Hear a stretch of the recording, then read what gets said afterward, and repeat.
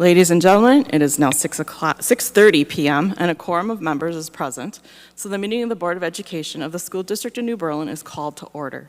Please call the roll. Ms. Crosby? Here. Mr. Helmer? Ms. Connick?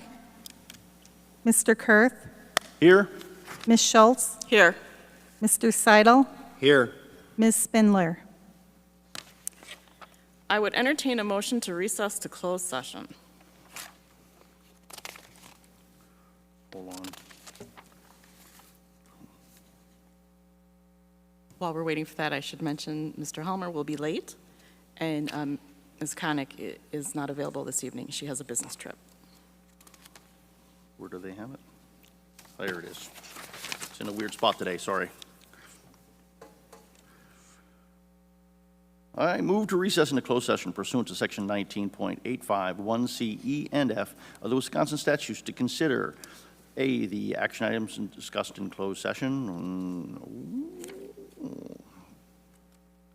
You want to read this? Where is this? I don't know.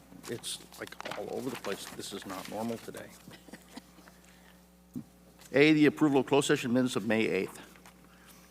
The employment services report.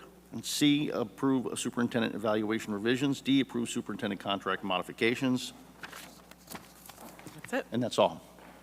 Second. I have a motion by Mr. Kurth and a second by Mr. Seidel. Please call the roll. Mr. Kurth? Yes. Mr. Seidel? Yes. Ms. Crosby? Yes. Ms. Schultz? Yes. Ms. Spindler? Yes. All right. Then we are moving into closed session. Return to open session around 7 o'clock.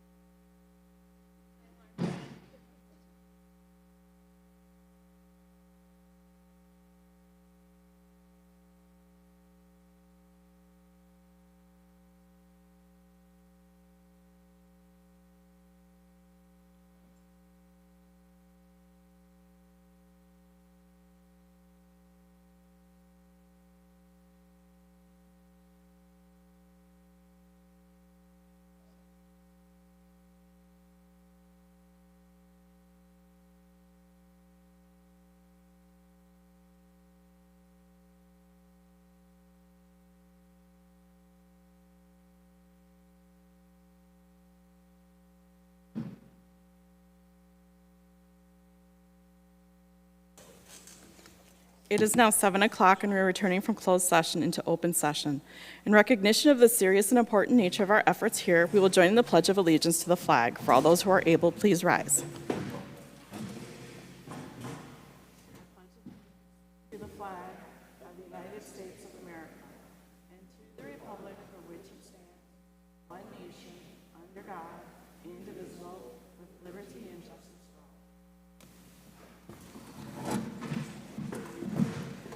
And now, for those who wish to prepare for the meeting, we will have a moment of silence.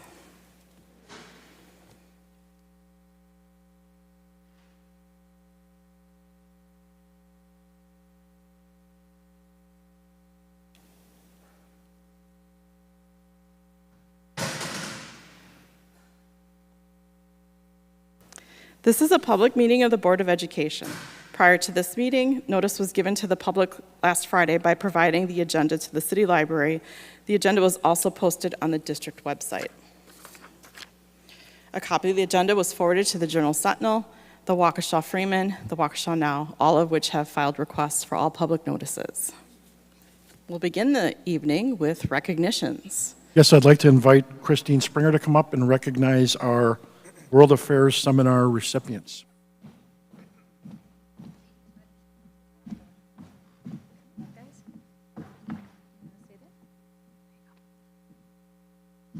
We are excited to announce our New Berlin representatives to the 2023 World Affairs Seminar held in June at Carroll University. Lillian Plummer from Eisenhower and Vivian Din from West. They will represent the School District of New Berlin and New Berlin Rotary, who are jointly sending these students. They will join students and experts from all over the world to talk about global climate. The seminar is designed for healthy debate and collaboration and to grow leadership skills in student reps. We're extremely excited for them to be able to represent us this year. Ladies?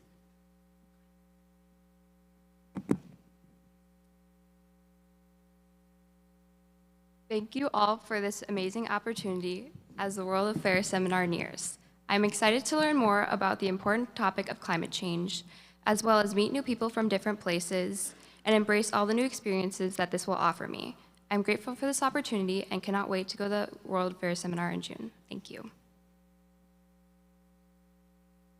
Thank you for this opportunity to allow me to attend the World Affairs Seminar this year in June. I am incredibly grateful for this opportunity, and I'm very excited to learn more about our global climate and meet new people. Thank you.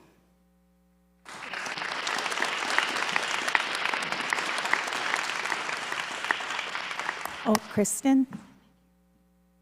Can you grab the Christine? certificates, I think, that Yes. are there, and then we'll get a picture in the back?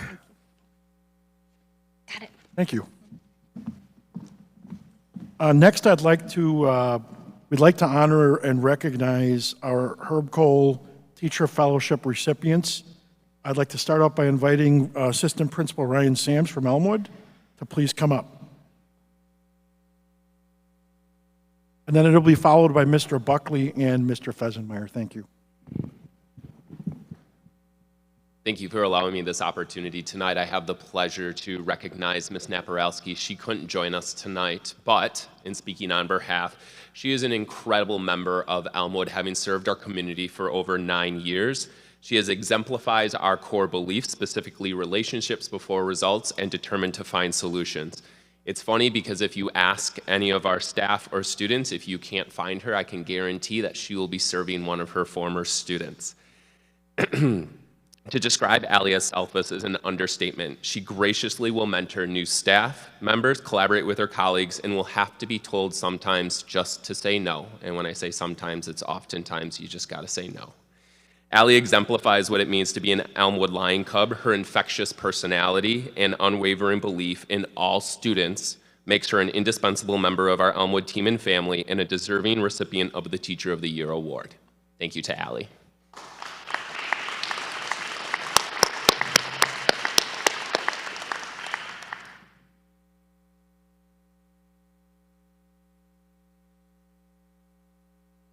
Mr. Buckley. Ms. McKinnon, please come on up.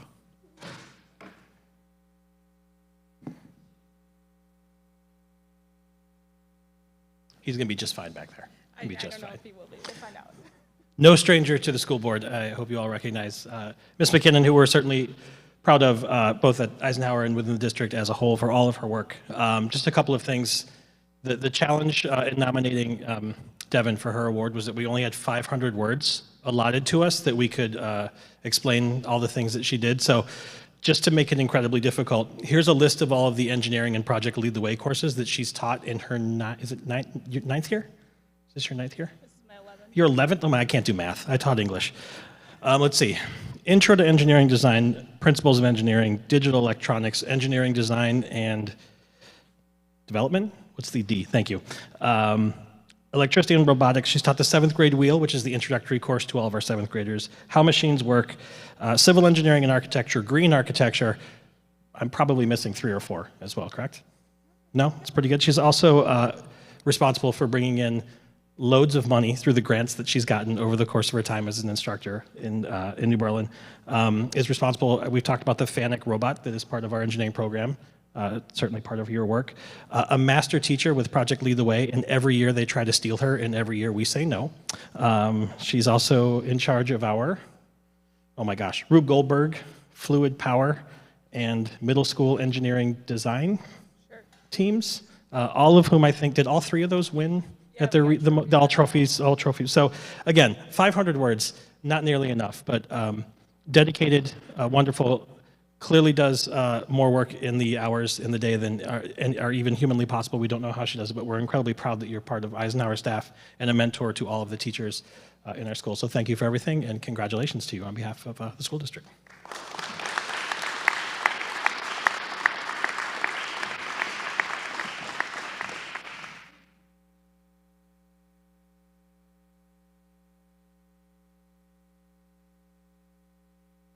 Devin, we were hoping to get a picture of all of you when we're done here, so if you wouldn't mind holding off, please. Thank you.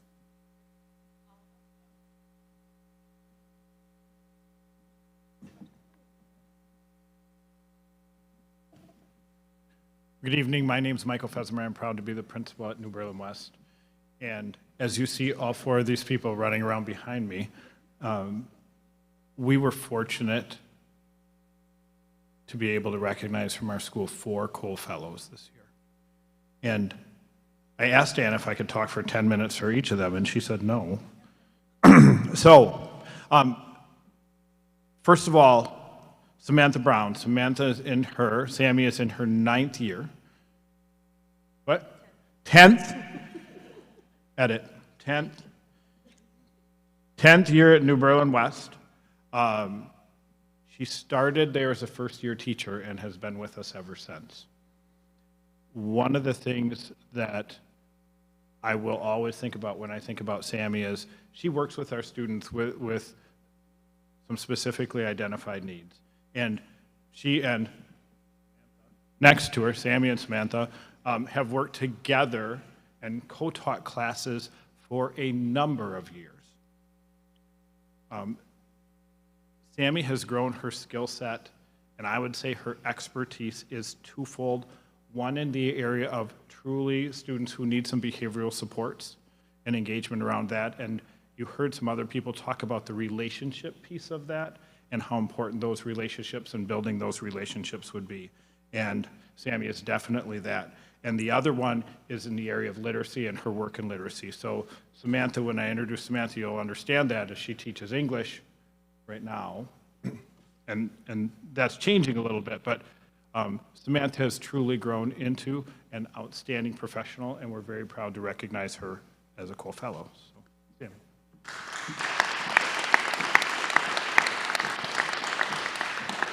Next is Samantha Jane, and Sam is working both as an English instructor in our district, and also she works as ELL, secondary language coach for our district. And in English, she works in twofold. She works as a regular classroom teacher, and she also works in a support area for students who need additional support in the area of literacy. In the EL world, she works with all of our students who are working to learn English as a second language, and many of them coming here not being able to speak English. And she's developed that expertise to a level where last year we had this really interesting conversation about, do I want to be a full classroom teacher? Do I want to do support classes? Do I want to do the EL role? So this year we had her do all three. Next year she's transitioning into an EL role district-wide. She's come back to me a couple times saying, I'm not sure if I'm making the right decision.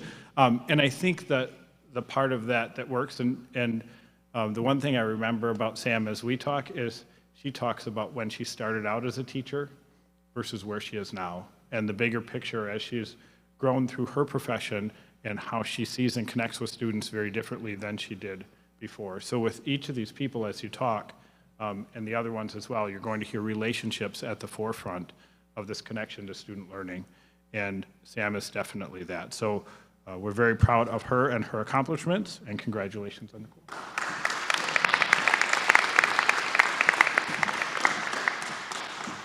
Now, Samantha has been in the district, I believe, 8 years. She's probably going to tell me it's 9. See, that's 10, 9, 8, 2. I can remember 2. I got that. So our next person I would like to introduce is Karen Houston. Karen is in her second year at New Berlin West. She works in the Student Services Office. She started here. We hired her away from Nathan Hale, and she had 9 years of experience. And again, this relationship piece comes through in the connection with students and the connection with families and supporting families that she does. She will go to the nth degree to make connections with families, to ask them what they need, and then work to try and find a way to support that need. And my statement about Karen is, I don't feel like she has been part of our community long enough. I said, she came as excellent, and she is excellent. I think we were fortunate to hire an outstanding professional 2 years ago, and we're just able to recognize and benefit from her work and her efforts. So Karen, congratulations.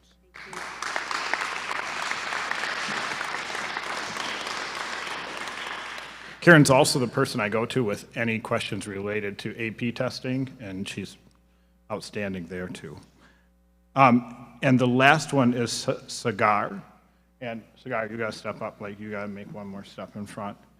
So Sagar, we've had the opportunity to recognize. Sagar is 8 years, and I know that because I've been at West 8 years, and she joined us that first year. Sagar started her career as a Poplar Creek Coyote, which Mr. Stepniewski, back there, he continually says, yep, hey, we got her into the district first.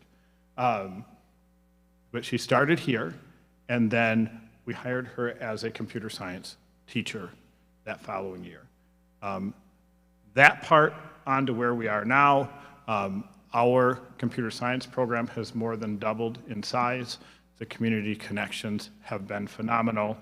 She works consistently with her partner at Eisenhower, Aaron Chamberlain, and she has done just a wonderful job connecting students, parents, and the community through computer science. She works with programs, cybersecurity programs. She's a prominent supporter of Girls Who Code, and if Vivian is still here, she's not. Vivian is one of those students who's in the Girls Who Code program. But just an excellent, excellent job. Sagar, congratulations on your day.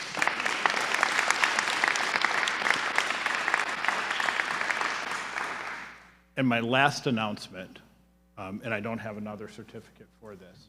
Sagar has been named, and you may have recently seen publications on this, one of 5 Teachers of the Year for the state of Wisconsin. I've been in education for over 30 years. The first time ever. First of all, I will say this. 4 teachers earning that Cole Fellow from one school, absolutely outstanding, and more than doubles the number of any school I've ever been in. And then to have a Teacher of the Year, she's named a Teacher of the Year, but she's also a Teacher of the Year candidate at the same time, so I'll explain that. One of 5 teachers at all levels, elementary, middle school, secondary, student services, special ed, you name it, all of the teachers included, she's named one of the top 5 in the state. And now she's in competition to potentially be named the Teacher of the Year that goes on to the national, onto the national competition for recognition of the Teacher of the Year in the state of Wisconsin. Couldn't have gone to a better, kinder, more humble person who continually puts students first. So congratulations.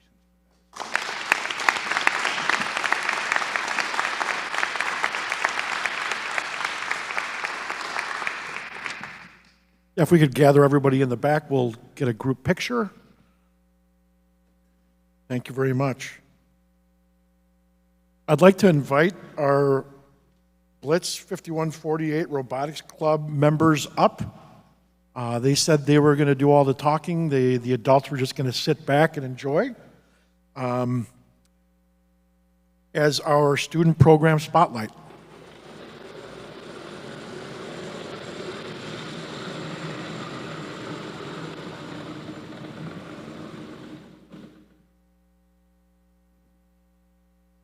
Thank you so much for the opportunity to be here today. My name is Rachel Schultz. I'm the president of the New Berlin Blitz Robotics team. I'm Quinlan Shields. I'm a freshman. This is my second year on the team. I'm on the drive team and the mechanical sub-team. I'm Giselle Sanger. This is my first year on the team, and I'm on the business sub-team. So we are incorporated with the FIRST organization, which is worldwide. FIRST stands for Inspiration and Recognition of Science and Technology. So each year we have 6 weeks to build a robot completely from the ground up with a new task and a new game every single year. And to get varsity, you have to have 150 hours. I believe I have 170, so I'm very dedicated to the team. And this is this year's game. So it is used with cones and cubes to try to make 3 in a row.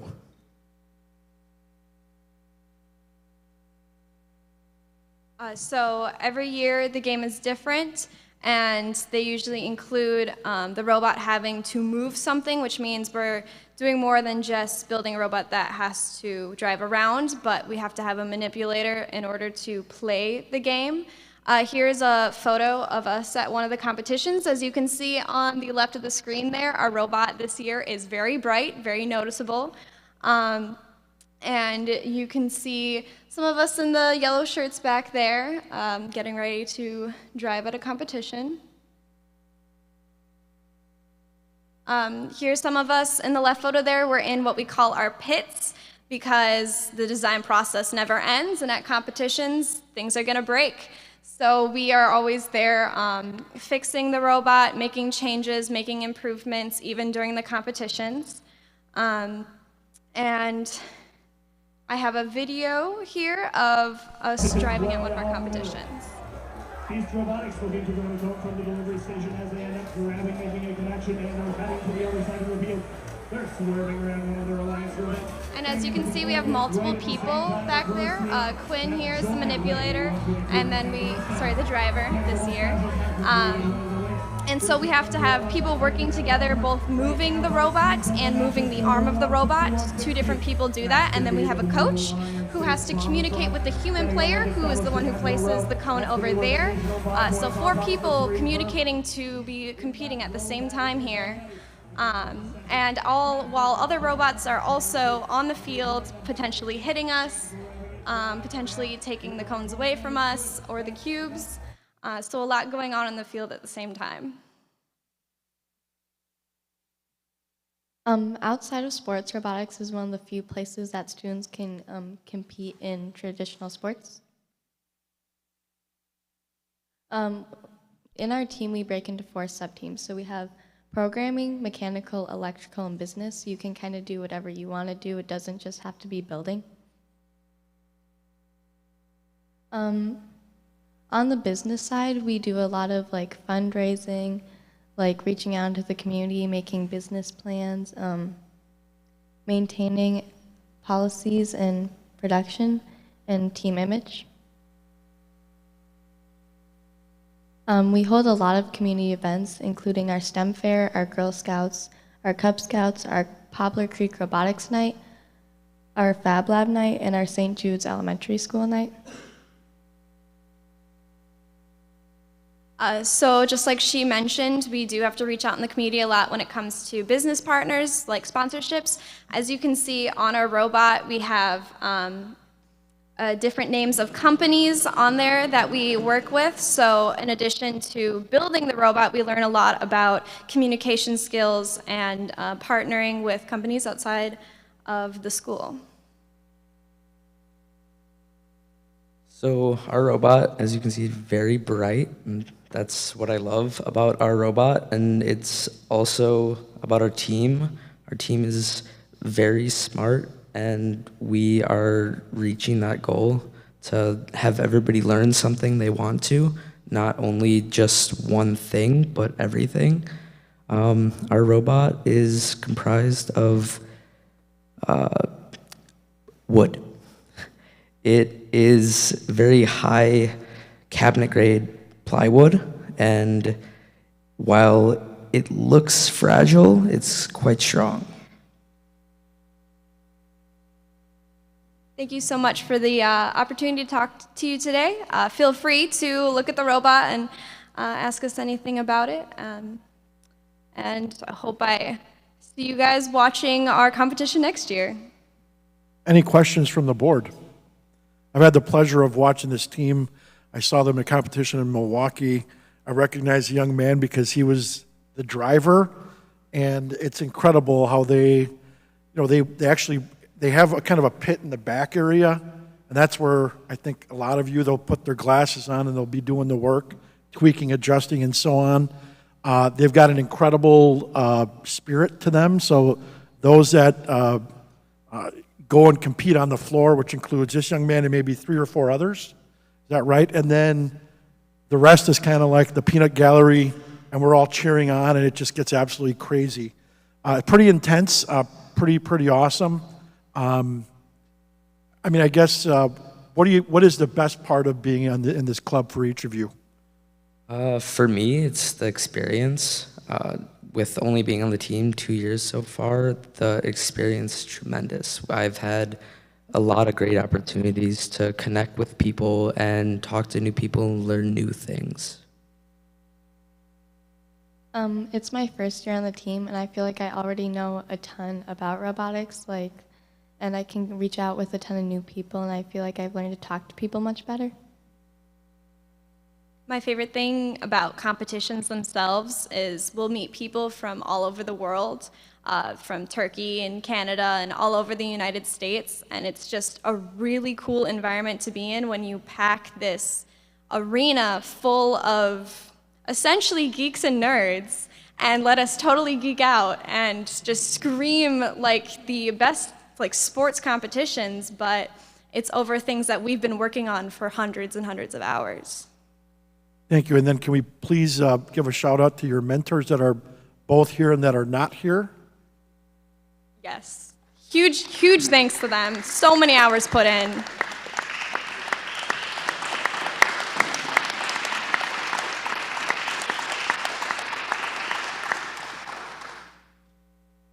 Anything else? Thank you very much. Appreciate it. Thank you.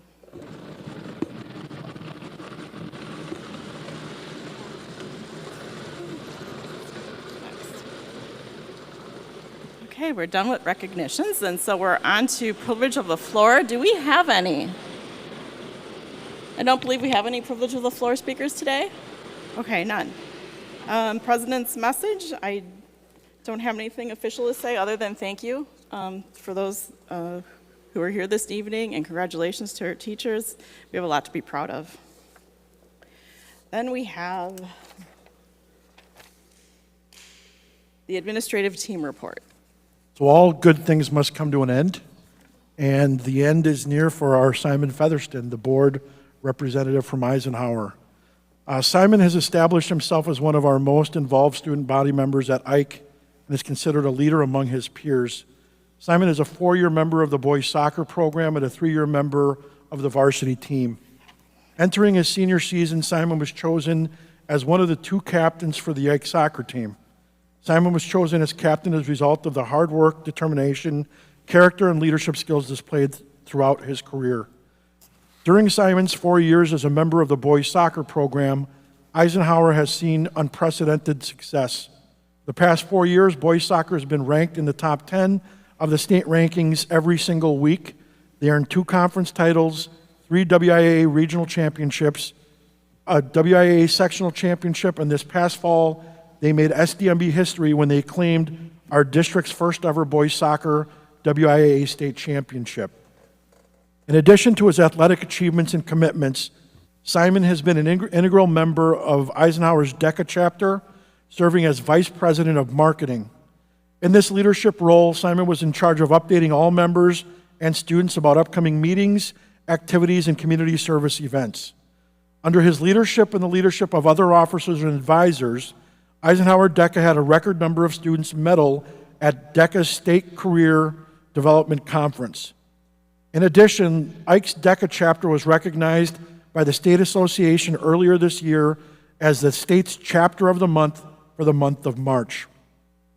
Lastly, Simon has taken the initiative throughout his time at Eisenhower to challenge himself academically with several advanced placement courses and has maintained an outstanding 4.414 cumulative GPA. I did read that right, 4.414 GPA. For his efforts, he has been selected as one of the 8 students among 14 schools to receive the Woodland Conference Scholar Athlete recognition. I think we all agree that Simon truly meets the definition of an active and involved student and has been an amazing example for our entire student body. His willingness to challenge himself with difficult coursework, time-consuming co-curricular commitments, volunteer missions, etc., is all done with an air of modesty and positivity and makes him approachable and beloved among Eisenhower classmates and staff. Simon has certainly left his mark on New Berlin Eisenhower and as a representative of this board, and he should forever be proud of the legacy he is leaving behind. Congratulations on a wonderful career in our district, and we, the board, and the administration wish you the best of luck at UW-Madison this fall, where we know you will continue to make us all proud. And with that, I'd like to invite President Schulz to present you just a small memento of our appreciation for 2 years of dedication serving on the board as a school board rep.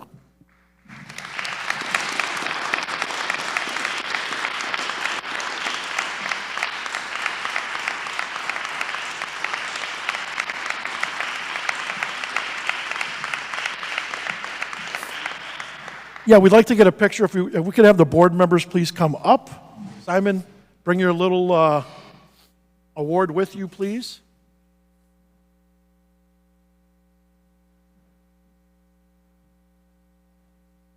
You got to be right in the middle there, Simon.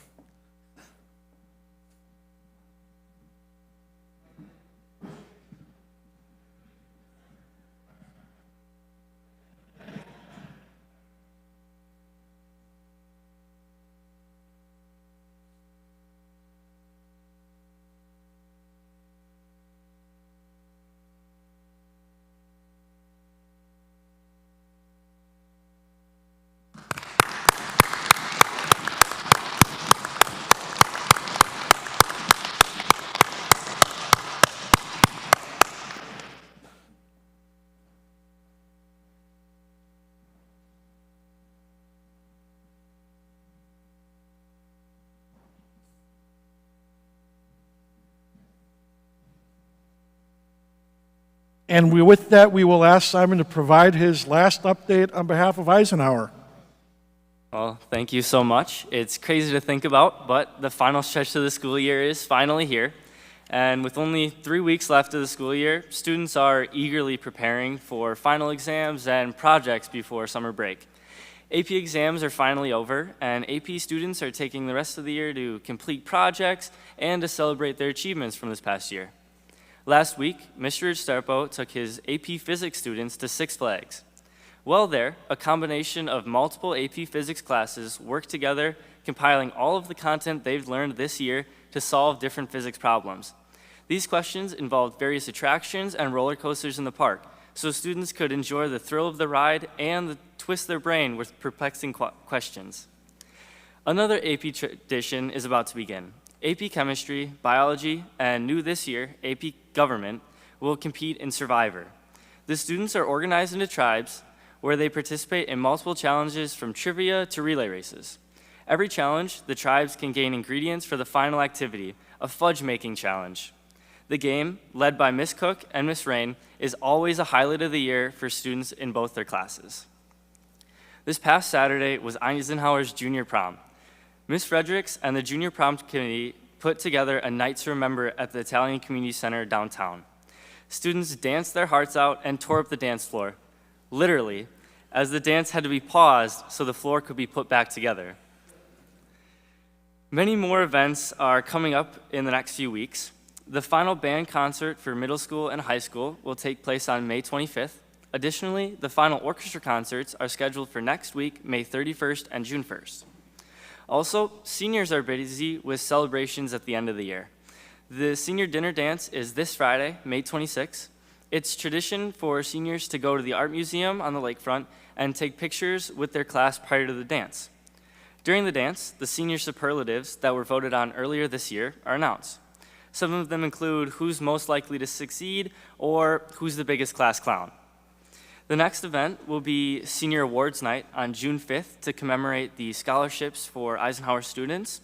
Finally, graduation will be held at New Berlin West on June 10th and mark the end of the high school time in high school for the class of 2023. Also, this summer, a new student club is being introduced. The New Berlin Fishing Club will bring students together to enjoy their angling dreams and fish local rivers, lakes, and even Lake Michigan. Last Friday, Ike Cares Club held their final Food Truck Friday of the year. The beautiful weather was perfect to bring students together to spend their extended lunchtime outside and enjoy an array of food trucks. The spring sports season is finally coming to an end, and the baseball and softball teams are charging ahead onto the postseason as they finished impressive regular seasons. The baseball team is seeded as a number 2 seed, and the softball team is a number 1 seed, and both teams have big expectations for the upcoming games. The Eisenhower girls track team are Woodland Conference champions for the first time since 1995. The team, led by sophomore Faith Wehrman, is attempting to continue their historic season tonight at the WIA Regional Track Meet. Finally, I would like to thank Mr. Garza and the school board for this opportunity these past 2 years. I've had so much time to learn, and I also hope that you've gotten to learn more about the activities and the culture at Eisenhower. Thank you. Next, we have our school update. Obviously, we're here at Poplar Creek. We have some teachers in the house. Hello, everybody. And obviously, our administrative team. Come on up.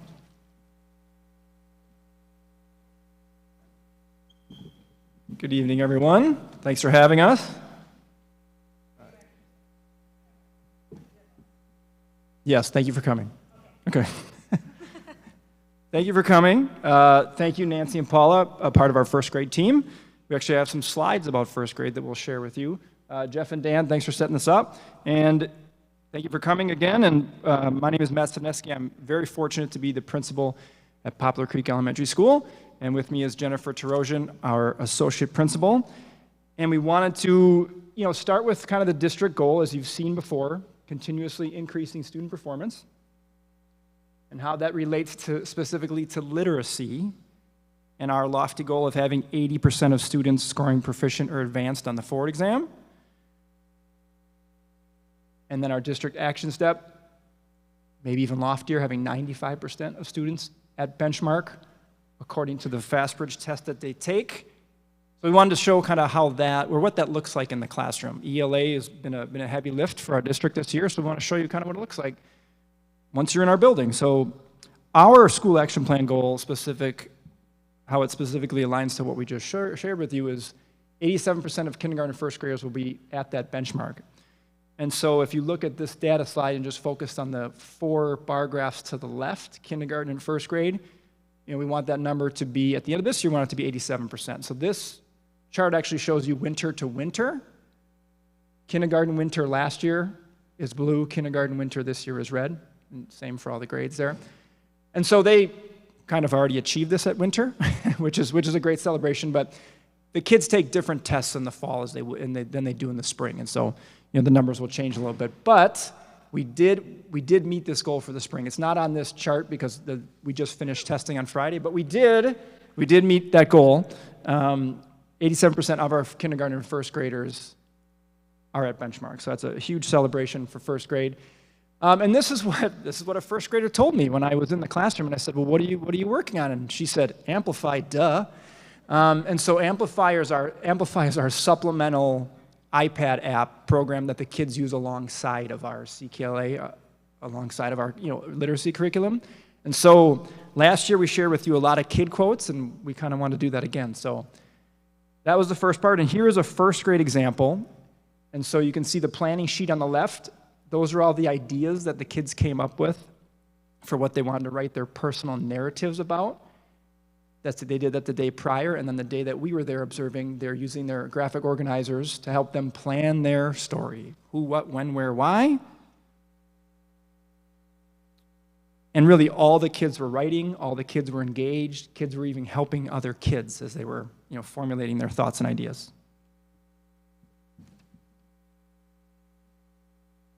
All right, thank you.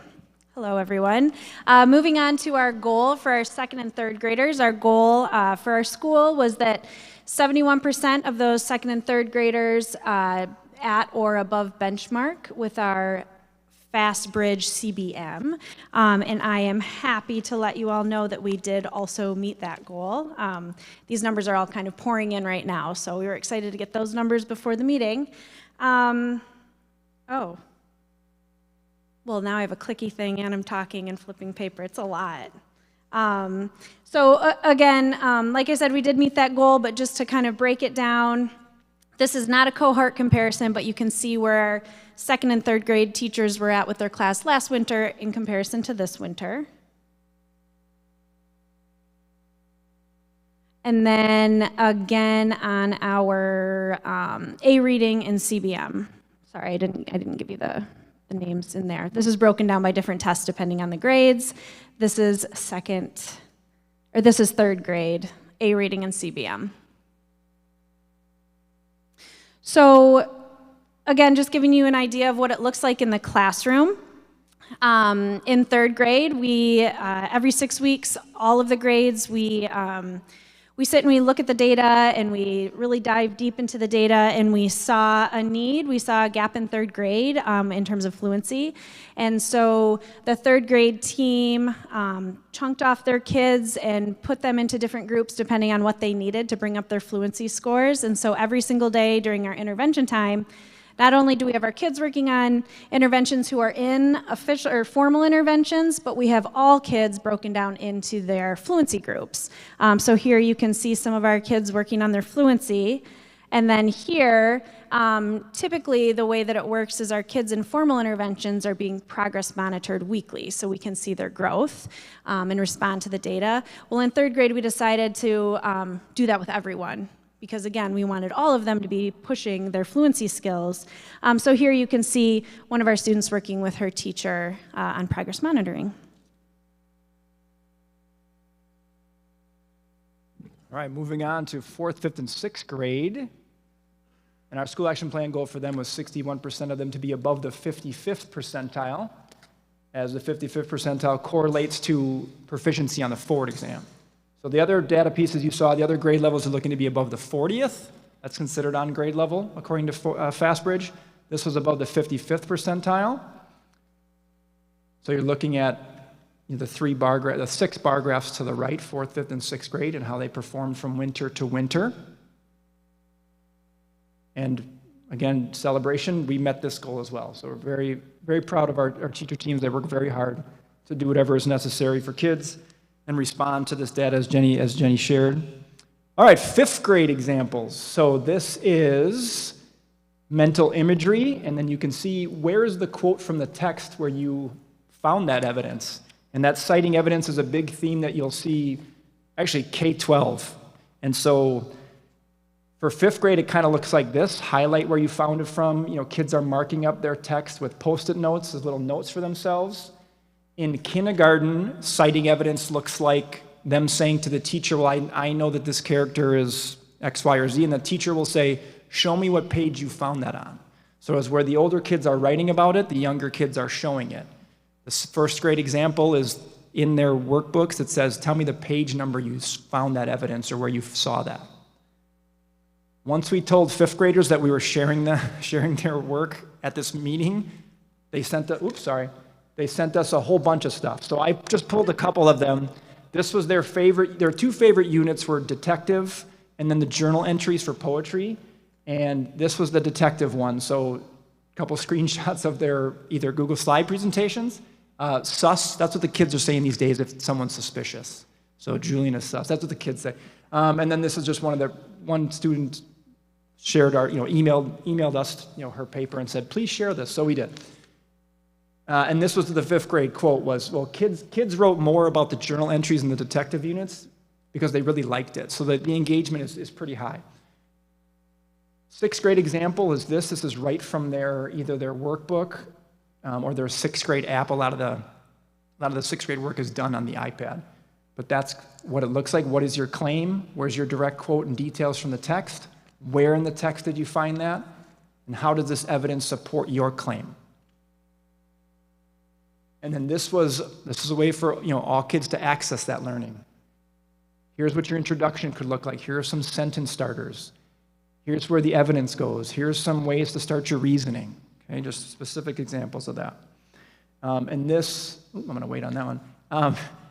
And as we said, the citing evidence, that goes till 12th grade. When you're taking the Ford exam and it says make a claim and add evidence, that happens that happens all the way till 10th grade. When the juniors and seniors take the ACT, that's on there. When they take AP courses, that's all part of it. So they're doing it all the way through. This is obviously the real reason why we picked this program. The Garza sisters. Any shout out to Joe that's in there. This is one of the sixth grade units. So you're welcome. You're welcome. All right. Let's see.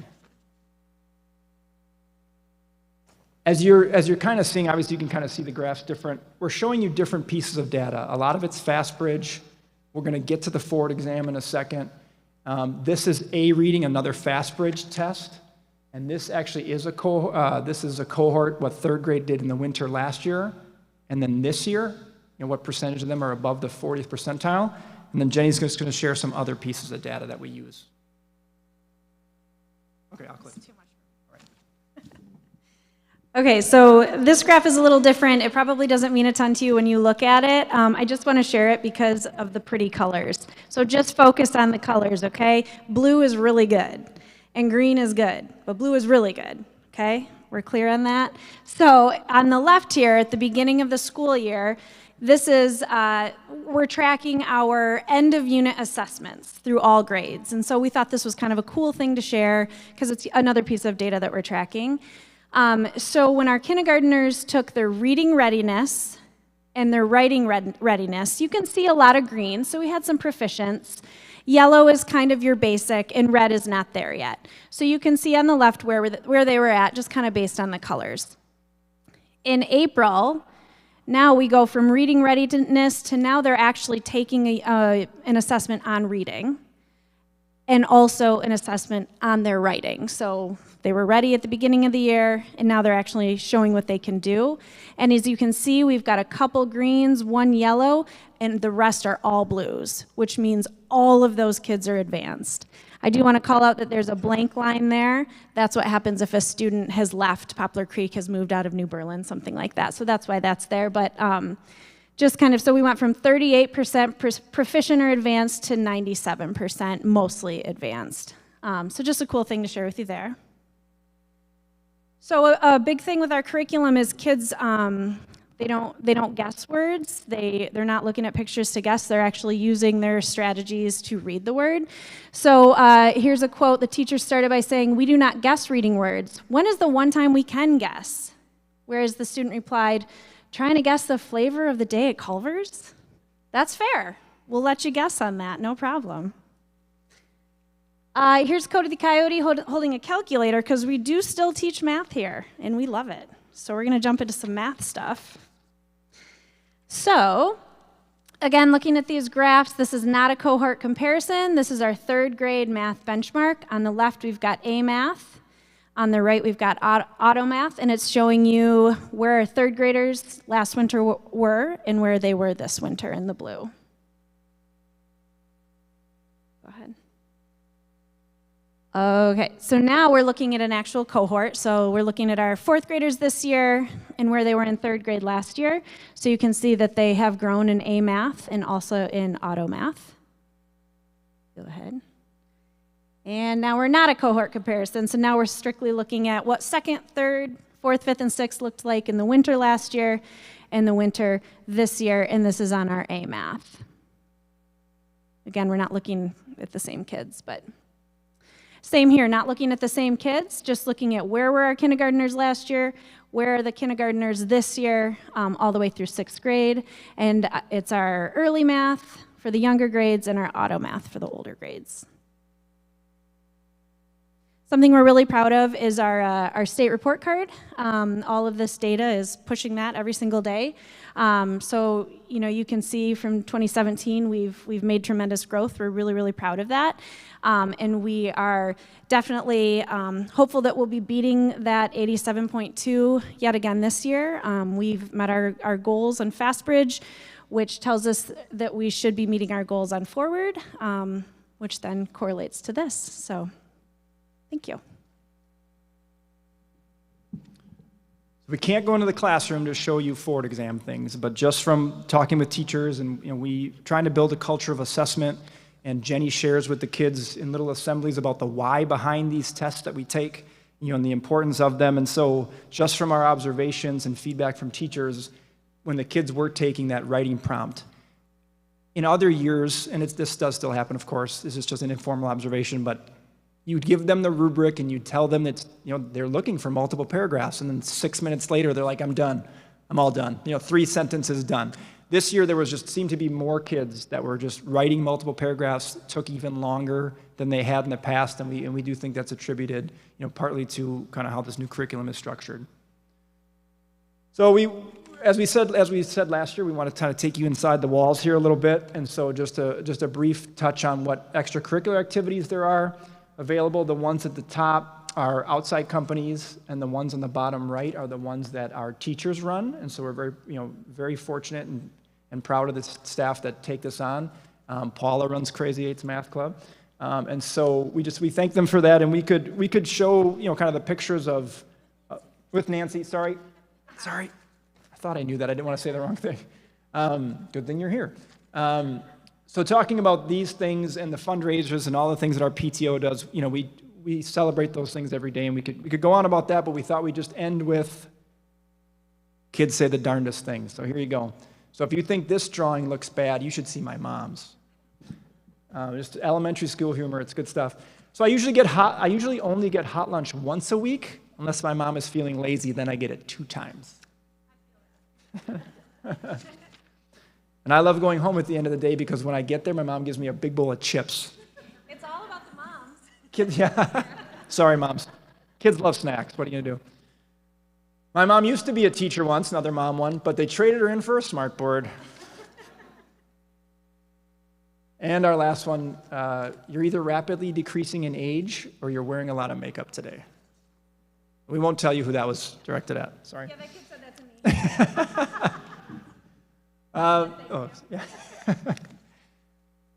This is our school picture from this year, which we always like to end with. But thank you so much for joining us here tonight. And if you have any questions, let us know. Does anybody have any questions right now? Can you share this presentation with us? I noticed it wasn't in the packet. I'd love to I'm look sorry. back at it. Oh, okay.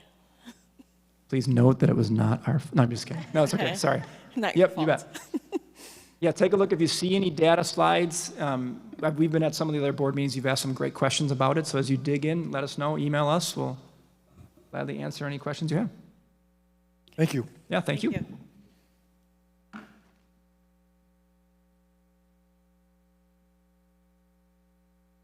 Superintendent's update? I think Simon kind of wrapped up the end of the school year things. We obviously are heading into the end of the year, 6th grade, moving on ceremonies and our graduations, did we have board members represented at each? Okay, and Janet, will you be at both? Yeah, I'll be at both. Perfect. So then you'll present the class at both. Yes, I guess so. Perfect. All right, thank you for those that are able to join us, and with that, we'll move on. Thank you. Okay. Then we have our district reports, which include the incident report, the suspension report, enrollment report, and donations report. Mr. Seidel, would you please read the donations report? It would be my pleasure. Our first donation was from 523 for Ronald Reagan Home and School to purchase books for the all-school read in the amount of $1,375. The next one was 523 Ronald Reagan Home and School to provide the bus funds for a first grade field trip in the amount of $500. Thirdly, 523 Ronald Reagan Home and School provide the bus funds for a second grade field trip in the amount of $500. 523 again, Ronald Reagan Home and School provide the bus funds for a fifth grade field trip. 523 again, Ronald Reagan Home and School distribute fundraiser funds to each teacher for classroom purchases in the amount of $3,987.15. Next one was 523 for Poplar Creek, from the Poplar Creek PTO to provide the bus funds for a sixth grade field trip in the amount of $750. Next was 523 for Ronald Reagan Home and School to provide the bus funds for a first grade field trip in the amount of $500. Lastly, 523 New Berlin West Herb Cole Educational Foundation to support New Berlin West Teacher of the Year, Sagar Homenpour, in the amount of $6,000, bringing our total donations to $14,112.15. Thank you so much to all of our generous donors, and that ends my report. Thank you. The next item on the agenda is the consent agenda, which includes notice, approval of minutes of the board meeting on May 8th, financial reports, HOSA International Leadership Conference field trip application, and the WIAA co-op form for boys and girls lacrosse. Are there any items that should be pulled out for separate consideration? Do I have a motion for the consent agenda? So moved. Second. I have a motion by Mr. Kurth, a second by Mr. Helmer to approve the consent agenda as presented. Is there any discussion? Hearing none, all those raise your right hand. Motion passes. On to our regular agenda. First on the regular agenda is to approve the CISA 1 contract. Do I have a motion? Did I hear a motion? So moved. Second. Okay, a motion by Mr. Helmer, a second by Mr. Kurth to approve the CISA 1 contract. Are there any, is there any discussion? I had a question. There was the Parents United Consortium. That was $2,000. I don't remember that being in the past, but it may have been. Is that something we have to take, or is that something we added, or? I didn't know if that was something, and what is that exactly? I couldn't hear which one you were referring I'm sorry. Parent, it's line 39101. Parents United Consortium.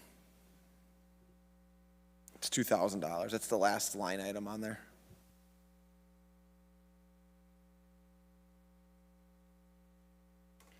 So that helps us partner with our CISA and surrounding school districts to support our parents with students with special needs. It's nice to have a kind of a consortium to work with so that our parents have access to parents in other districts and kind of can collaborate in that way. To be honest with you, Mitch, I don't I can't remember off the top of my head what our contract looked like last year. But if I can find out for you by the next meeting, if you'd like. Okay. I mean, it's not a big dollar amount item. I just didn't know if we're getting value out of that or what that really was. Yeah, we really go back every single year. We have taken ourselves out of some of the CISA pieces before because we did not find value in them, but we really review this every single year. So we definitely would find value in it, and if for any reason we ever don't, then we won't join again. Thanks. I'm just curious, as far as the cost year over year, does the CISA services pretty much been remaining consistent or steadily going up? Or? Yeah, go ahead, Kelly. Yeah, we're seeing they're going up a little bit, but every single organization is doing that right now. Every vendor that we work with, every partnership, I think Pat sees it on his side of the house as well.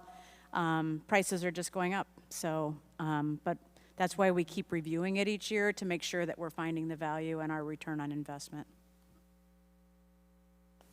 Anybody have anything else? Okay, then all those in favor, raise your right hand.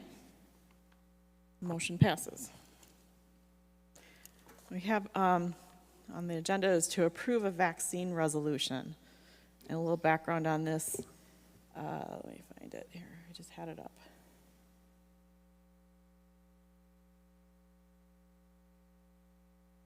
Okay. This is just in response to the DPI, and the governor had proposed some new rules in regards to vaccines against meningitis and tightening the student chickenpox vaccination requirement.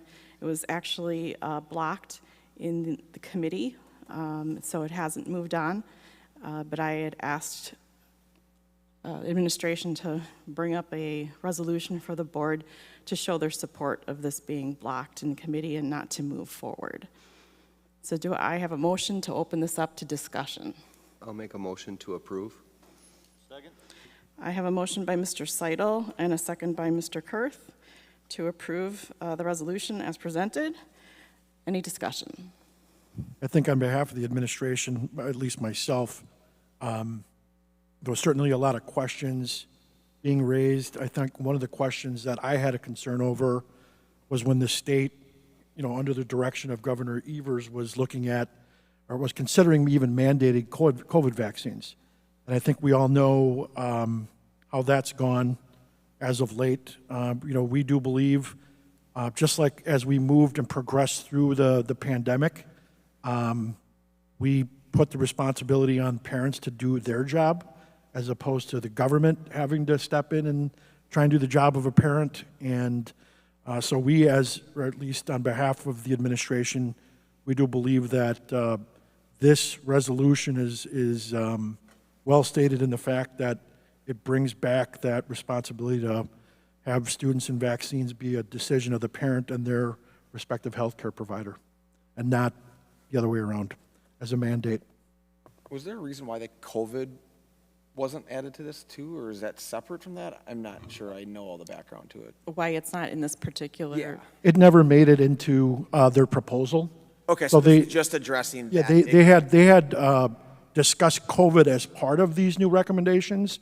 That never made it into that proposal, where they only focused on the meningitis and then tightening up the chickenpox vaccination requirements. So Does it make sense to add it to this? I think, according to what we have here, what we proposed is that no additional current and/or future additional vaccine requirements for students attending public schools. So in my opinion, I believe that would include COVID. I'll read this out loud for those who are just listening. So this is a resolution requesting Wisconsin DHS and Governor Tony Evers to stop additional vaccine requirements for students attending public schools. Whereas in February 2023, the Wisconsin Department of Health Services, DHS, and Governor Tony Evers proposed adding student vaccines against meningitis and tightening student chickenpox vaccination requirements effective fall 2023.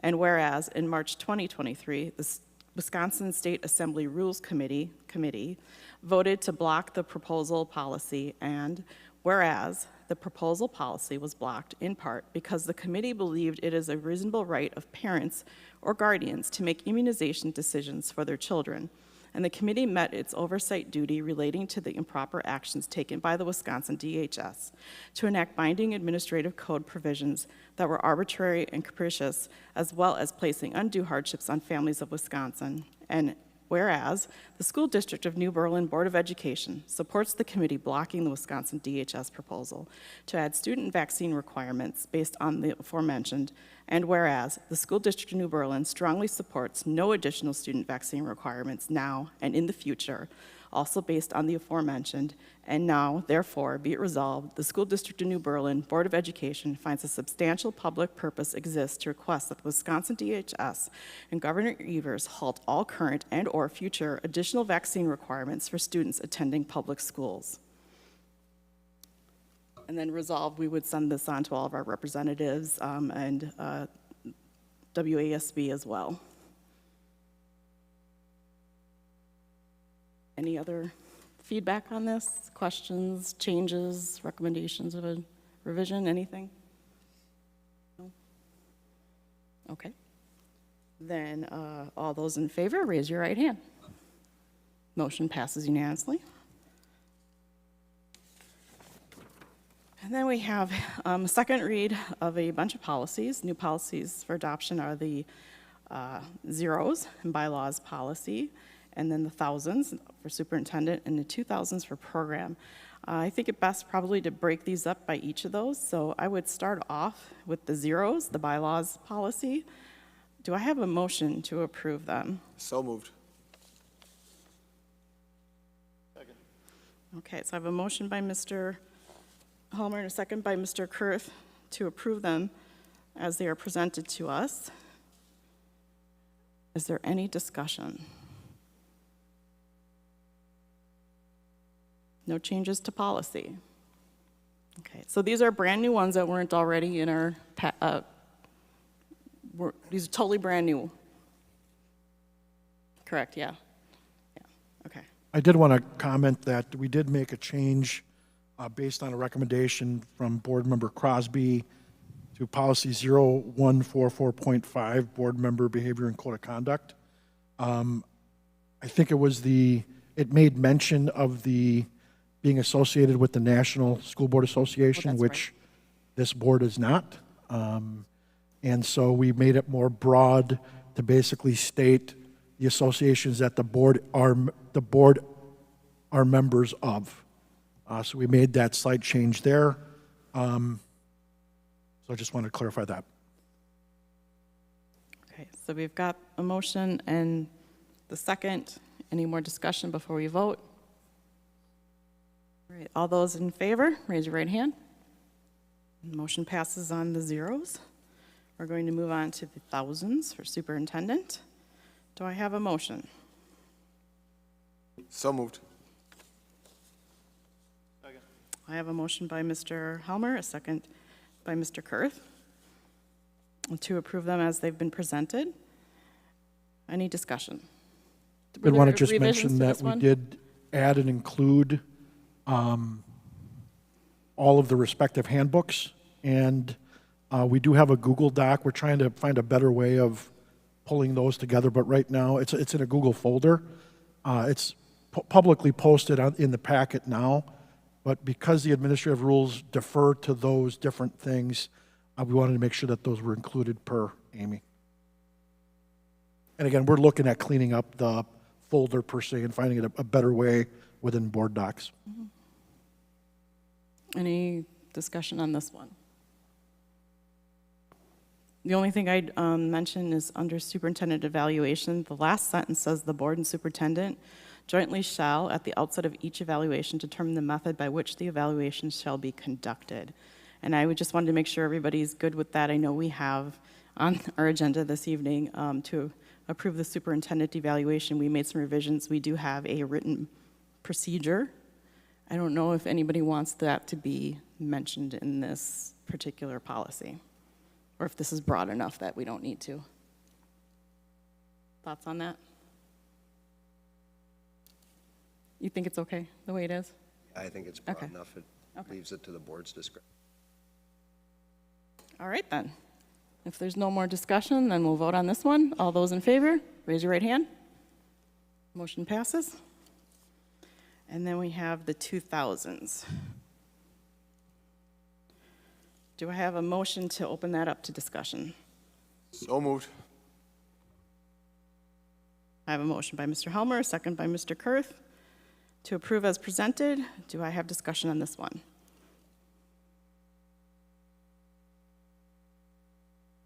I would like to move to postpone. I'll second. Okay. No, it's okay. I just got to make sure we did this right. So we opened it up we did our motions, and there was no discussion, so I proposed postponing. So I think that's okay, and we've got agreement. No, I feel that we need a little more time because there's a lot there. And I just want to see how everybody else, that was my feeling. So I'm going to, I get there's a second, so somebody else felt the same. So I guess then we would vote to see whether or not we all agree, if there's enough of us that feel we want a little more time, like the next meeting to vote on this one. No. Does anybody else have anything to say? Although I seconded Okay. for talking about it. I agree with you. If there's some trepidation, we have a few things to discuss, and we just want to go over it, be a little bit more familiar with it. So I'm all on board with pausing for now until we can review this a little bit better. I did want to just mention that we are on track Yeah. to try and get the policies approved prior to the start of the next school year. So we have first read up for our next chunk of it at the next meeting. So I think. Yeah, so as long as we can continue with a first read at the Yes, next we meeting, since no Yeah. additional approval. Yeah, I I think we would be good with that if the Mhm. board is. Let me see here. Appeal close now. I just remember how we did this last time. Postpone. Okay. So is a second required? Yes. Can we debate? Yes, we just did. Can we amend?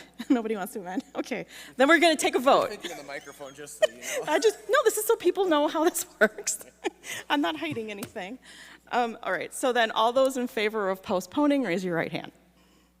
Motion passes unanimous for that one. Okay.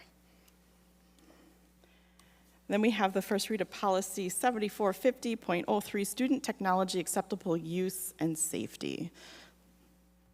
So this is a first read based on feedback and discussions that we've had. There are two separate components to this. First of all, we've got the policy piece, which we've attached to the board packet, which based on feedback that we received from Neola, as well as feedback that we received from our staff, I think probably the biggest piece that's related to here is where we're going to make that cutoff. Our team believes that a K3 cutoff would be most appropriate versus a K4 or a K5. Those are considered our primary grades. And that's where we typically cut off a variety of different things is at that grade level. That's up for the board to consider. Again, we're not seeking approval tonight. Let's now talk about the actual practice and the administrative piece related to what we're looking to do. So we are looking at restricting access to student devices while at school. So as a district, we can only control what we can control, and that's within the school building. And so we are, based off of the conversation, we are restricting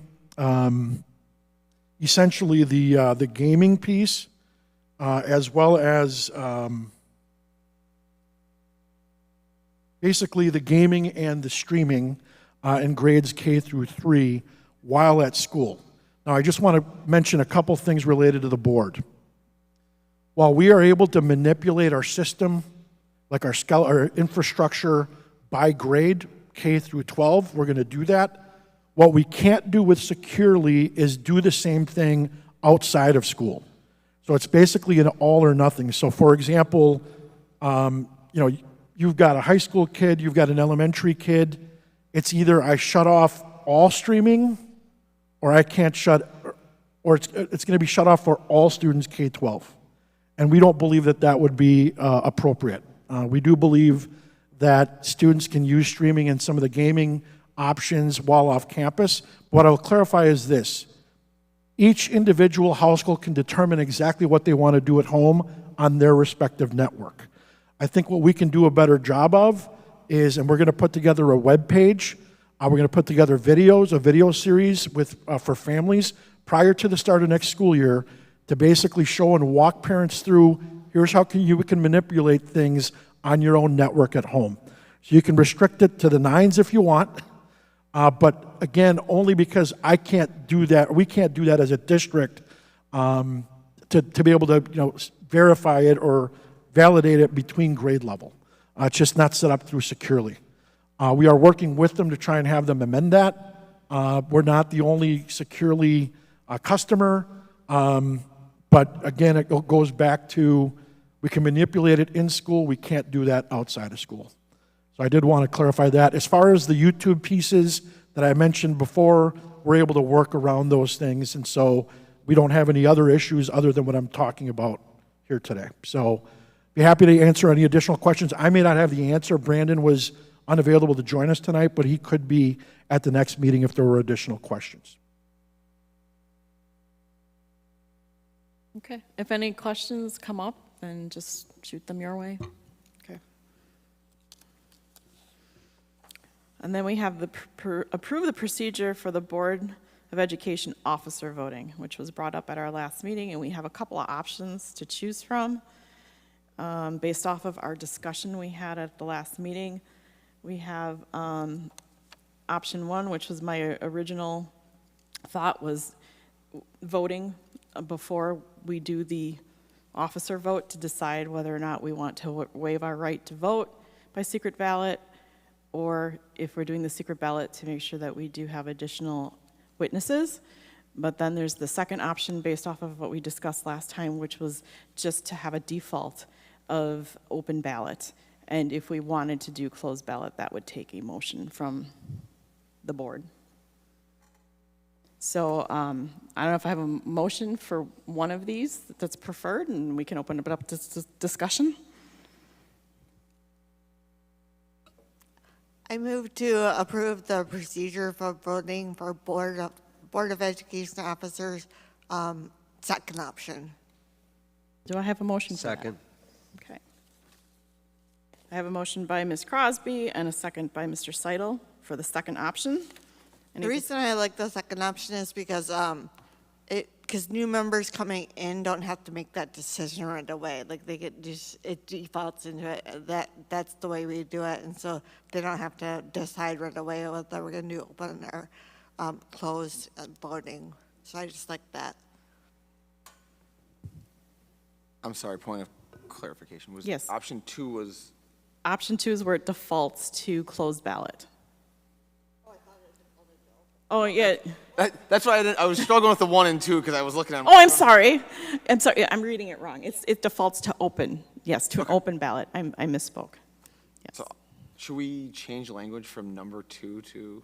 Well, it'll go away. We would take. I didn't know is there actually. Oh, there is a number 2 in there. Yes, I put because I put 2 so that that was when we vote, we know which one we're voting for. But when it becomes our official procedure, that number 2 can go away. Yeah. Any other feedback on this? All right. Well, then all those in favor, raise your right hand. Motion passes unanimously. And then we have 3 action items from closed session. Do I have motions for those?